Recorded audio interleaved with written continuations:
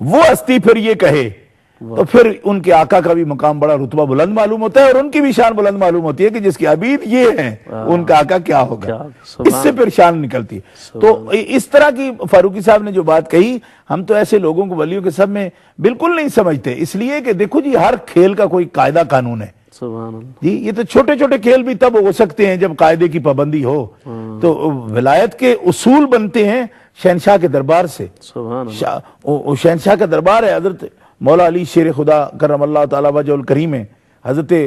پیران پیر دستگیر ہیں، حضرت غریب نواز سلطان الہند ہیں، حضرت خواجہ خواجگاں بہاؤالدین نقشبند ہیں، حضرت عمر شیخ شہاب الدین سہروردی ہیں، ہمارے ہند میں حضرت خواجہ بہاءالحق والدین سرکار ملتان اپنا سہروردی سرکار ملتان میں ہیں، حضرت بابا فرید الدین گنج شکر مسعود ہیں، ہمارا یہ سرمایہ ہے،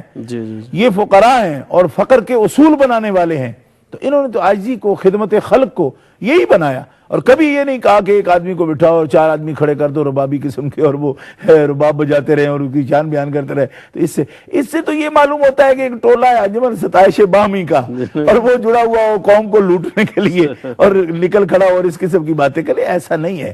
صوفیاء کے پڑھنا ہو تو رسالہ قشیریہ دیکھیں آپ، اور رسالہ قشیریہ چونکہ مشکل عربی زبان میں بھی ہے، اور اس کے ساتھ ابھی خیر ماشاءاللہ اس کا ترجمہ اردو میں بھی آ گیا، انگلش میں بھی اس کے ترجمے ہیں، جرمن زبان میں بھی ہیں۔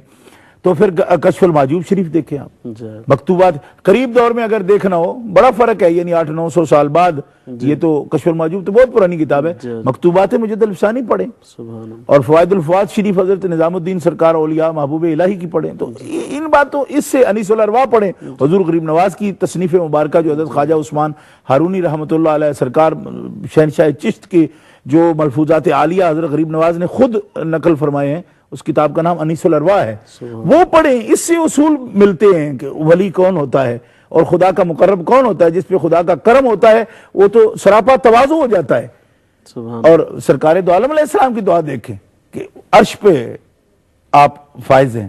اور سدرہ سے آگے مقام ہے، لا مکان کے راہی ہیں، اور دعا کیا ہے؟ اللہم احینی مسکین وامتنی مسکین واحشرنی فی زمرۃ المساکین، کہ مالکہ مجھے زندہ رکھنا مسکین، اور حشر کو اٹھاؤ تو مسکینوں کے ساتھ، اور مارو تو مسکین، یہ دعا ہے۔ اور فقر پر سرکار نے فخر فرمایا، شاہی پر نہیں فرمایا۔ تو حضرت قول اجازت ہو، ہمارے ساتھ محترم طارق محمود صاحب ہیں لیڈ سے۔ السلام علیکم طارق محمود صاحب۔ وعلیکم السلام جناب قبلہ، کیا حال ہے؟ السلام علیکم شاہ صاحب کی بھی،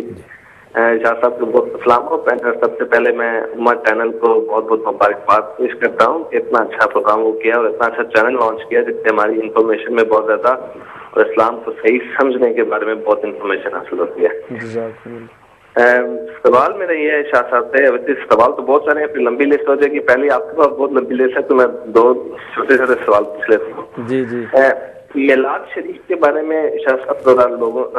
صحیح بتایا جائے، کیونکہ ہمارے اوپر اعتراض ہوتا ہے کہ میلاد شریف جتنا جی کیا کرتے ہیں کہ فلان امکان ہے، بہت سارے لوگ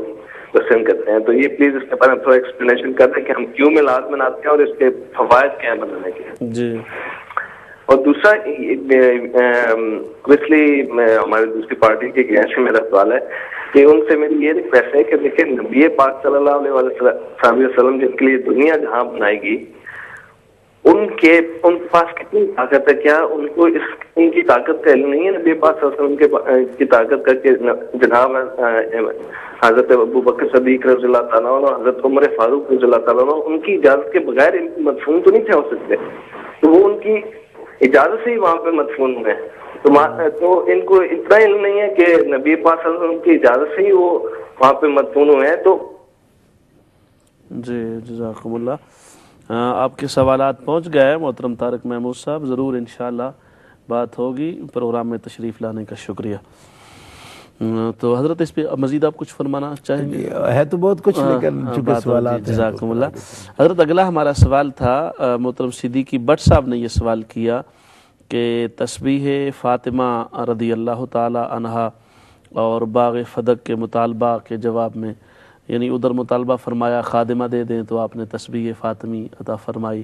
اور ادھر اگر فدق کا مقابلہ میں اور مطالبہ کے جواب میں سیدنا صدیق اکبر رضی اللہ تعالی عنہ نے، ویسے تو اس پر کئی دفعہ آپ نے ارشاد فرمائے ہیں مختلف، اشارتاً تھوڑی سی بات فرما دیں۔ بسم اللہ الرحمن الرحیم۔ صدیقی صاحب، بات یہی ہے جو آپ فرما رہے ہیں کہ اصل میں ہم لوگ اس بات کو بھول جاتے ہیں اپنی اپنی محبتوں میں کہ جو دین اسلام ہے اس کے اندر سب سے بڑی جو ایک مقام ہے وہ توحید کا مقام ہے۔ اللہ احکم الحاکمین جل وعلا اصل ساری بات جو ہوتی ہے احکام کی اور حکومت کی، اقتدار کی اور ملک کی، وہ ساری اللہ احکم الحاکمین جل وعلا کی ہے۔ اس کے رسول، اس کے نبی اور انبیاء کی جماعتیں، صحابہ اور اہل بیت اور جتنے بھی رتبے ہیں، یہ سب باتیں اللہ تعالیٰ کی احکام کی اطاعت سے ہی حاصل ہوتے ہیں اور اللہ کی مرضی سے حاصل ہوتے ہیں۔ جن کو اللہ تعالیٰ شان عطا فرمائے اس کا انکار نہیں ہو سکتا، مگر یہ نہ بھولنا چاہیے کہ کائنات میں سب سے بڑی شان مخلوق میں جن کو عطا فرمائی گئی ہے وہ امام الانبیاء جناب محمد رسول اللہ صلی اللہ علیہ وسلم ہے۔ لیکن ضابطے اور قاعدے میں آپ کو بھی اس بات کا پابند کیا گیا کہ وَاتَّبِعْ مَا يُوحَىٰ إِلَيْكَ، کہ حبیب صلی اللہ علیہ وسلم آپ بھی پیروی اسی کی کریں گے جو آپ کی طرف ہم نے وحی کی ہے۔ اس کا مطلب یہ نکلا کہ قاعدے قانون میں انبیاء کرام جو ہیں وہ بے شمار اختیارات کے باوجود اور محبوبیت کا مقام رکھنے کے باوجود اللہ احکم الحاکمین جل وعلا یہ فرما رہا ہے کہ آپ سب سے پہلے جس پر وحی آتی ہے وہ اس وحی کا پابند ہے، کہ وحی جو ہے اس کی وہ پیروی کریں گے اور اس کا عملی نمونہ بن کے دکھائیں گے۔ دوسرے جو ہیں وہ ان کا ماڈل، رول ماڈل ان کو بنائیں گے اور ان کو دیکھتے ہوئے ان کو فالو کریں گے، ان کے پیچھے چلیں گے۔ اس لیے اس میں حضرت سیدہ کی جو شان ہے، مقام ہے، مرتبہ ہے، اس میں کوئی کمی واقع نہیں ہوتی۔ ان بات میں رسول اللہ صلی اللہ علیہ وسلم تربیت فرما رہے ہیں، وہ ان کی بیٹی ہیں اور سب سے پیاری بیٹی ہیں۔ رسول اللہ صلی اللہ علیہ وسلم کی جو شفقتیں ہیں، محبتیں ہیں، ان میں کسے شک ہو سکتا ہے؟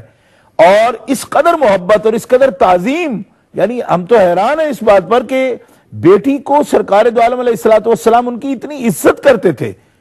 یعنی محبت بھی فرماتے تھے، عزت فرماتے تھے ان کی، کہ ان کے لیے اگر آپ کھڑے ہو جاتے ہیں تو کتنی عزت فرماتے ہیں آپ اپنی صاحبزادی کی اور اپنی بیٹی کی۔ اسی سے ہمیں درس ملتا ہے۔ مگر یہ بات یاد رکھیں کہ نبی کریم صلی اللہ علیہ وسلم خود بھی اس وحی کے تابع ہیں جو اللہ تعالیٰ آپ پر فرماتا ہے۔ ہزار اختیارات کے باوجود کہ وحی کی آپ توضیح کر لیتے ہیں، وہ عام کو خاص، وہ مشترک میں سے معنی متعین کر دینا، وہ ساری باتیں ہیں وحی کے بارے میں بھی آپ کے اختیارات کی، مگر اصلاً وحی کی پیروی آپ پر بھی لازم ہے کہ آپ وحی کے تابع ہیں۔ تو اللہ تعالیٰ جل شانہ کے پیارے محبوب سے جب ان کی ازواج نے کچھ مانگا، قرآن بیان کرتا ہے خود، یہ تو حدیث میں آیا نا حضرت خاتون جنت کے بارے میں، تو قرآن میں 21 پارے کا آخری رکوع جو ہے وہ پڑھ کے دیکھیں، کل ازواجک ان کنتن تردن الحیات الدنیا وزینتہا سے،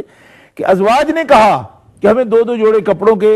ضرورت جتنی ایک جوڑے سے زیادہ وہ مل جائیں، اور اتنا کھانے پینے کا سامان کہ ایک دن کا پہلے ہم رکھ لیں کہ جس سے ہم کھانا پینا آسانی سے جتنا مجاہد رسالت۔ تو اللہ احکم الحاکمین جل وعلا نے فرمایا کہ یہ بات ان کی شان کے لائق نہیں، کہ میرا حبیب جتنا تقوی رکھتا ہے اتنا ہی ان کی ازواج کو بھی رکھنا پڑے گا۔